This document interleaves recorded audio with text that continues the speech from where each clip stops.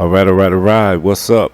What's good? What's going on? Welcome back to the War Zone once again. So, we gonna do some brief breakdowns and I'm gonna do some predictions on these upcoming fights. I'm only gonna do two fights. I'm gonna do Oscar Valdez versus Shakur Stevenson and Katie Taylor versus Amanda Serrano. So, let's kick it off first. So, Oscar Valdez. This is a unification bout between him and Shakur Stevenson. So Oscar Valdez is 30-0 with 23 knockouts. He is the WBC Super Featherweight Champion of the world.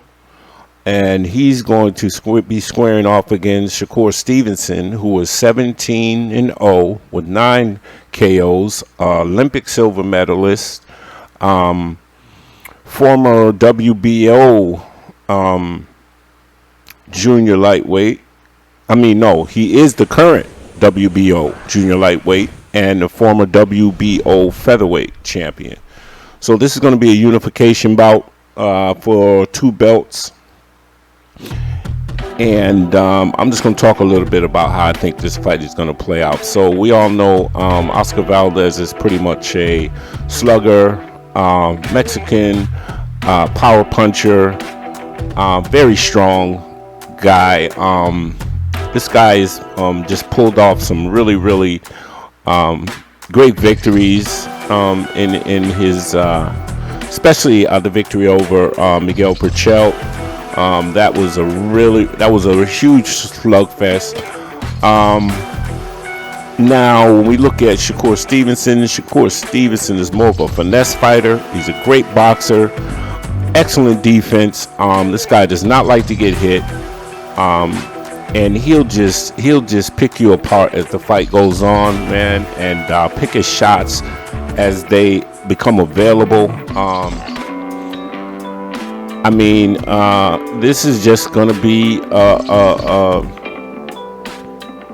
fight that the bull and the matador, this is going to be a bull and a matador affair. And I just think that Oscar's aggression, man, at some point, I believe Shakur Stevenson is going to frustrate Oscar Valdez, and Oscar is going to get desperate at some point because I think he's going to fall behind early in this fight, and I think he's going to get frustrated and he's going to open himself up for mistakes, trying to rush in, trying to push the pace, because like I said, Shakur is probably one of the most elusive fighters and a fighter who has the most solid defense that I've seen, bro. This guy is really hard to hit. He moves very well in the ring, and he just knows how to position himself, and he can counter punch very well. So and I think he's gonna really attack the body of Oscar Valdez early, and that will slow Oscar down. And let me just say, Oscar Valdez is a warrior. I don't count him out from landing some periodic big shots in this fight. But I just think Shakur Stevenson is just too slick. He's too well-rounded as a boxer, and I think that he will win this fight. By stoppage, I'm leaning more towards a unanimous decision, and who knows, the judges today in this situation, it may even be a split decision. We don't know, but I expect Shakur Stevenson to win this fight, man, via unanimous decision. I don't see a stoppage in this fight. Oscar Valdez is very, very tough. If anything, if it is a stoppage, it'll probably be by a cut or a referee stoppage or corner stoppage to that effect. But Yeah, I'm gonna have to go with Shakur Stevenson to win this fight by unanimous decision. All right, moving on. Our next fight is an undisputed match. Katie Taylor is 20-0 with 6 KOs. She is the undisputed women's lightweight champion of the world, holding the WBC, the WBA, the IBF, and the WBO belts. And she is facing off against Amanda Serrano. She is the unified featherweight champion of the world, holding the WBO, the WBC, and the IBO belts. She is 42-1-1 with 30 KOs. Amanda Serrano is in the Guinness Book of World Records as the only female to hold 9 titles in 7 different weight classes. That is a Guinness World Record. So when I'm looking at both of these fighters, man, when you look at Katie Taylor, man, she's Katie Taylor's a machine, man.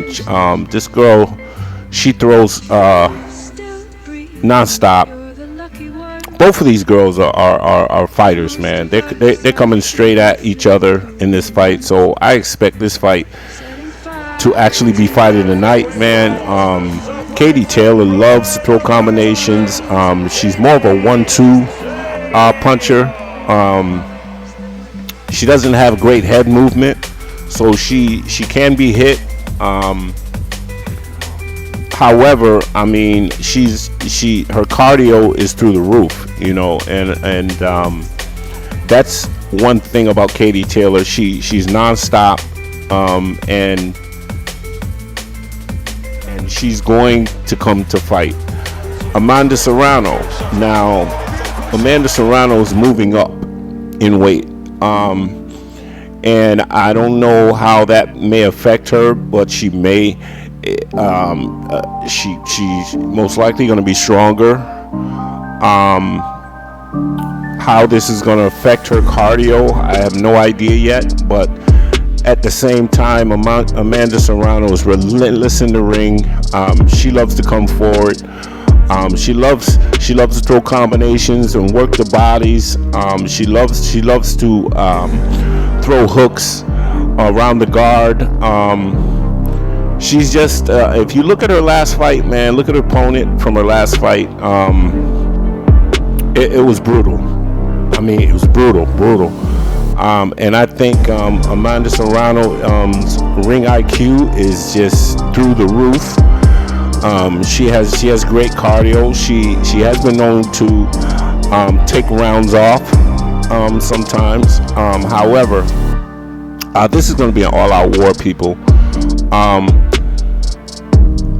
I'm just not sure how Amanda's going to perform moving up in weight. But at the same time, man, when I look at this, I'm going to have to go with Katie Taylor. I'm going to give the edge to Katie Taylor because of her work rate. She is definitely the quicker fighter. She has the faster hands of the two.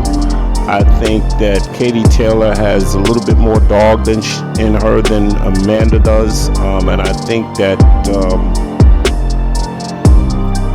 she's gonna have her back against the wall. She's got the crowd against her.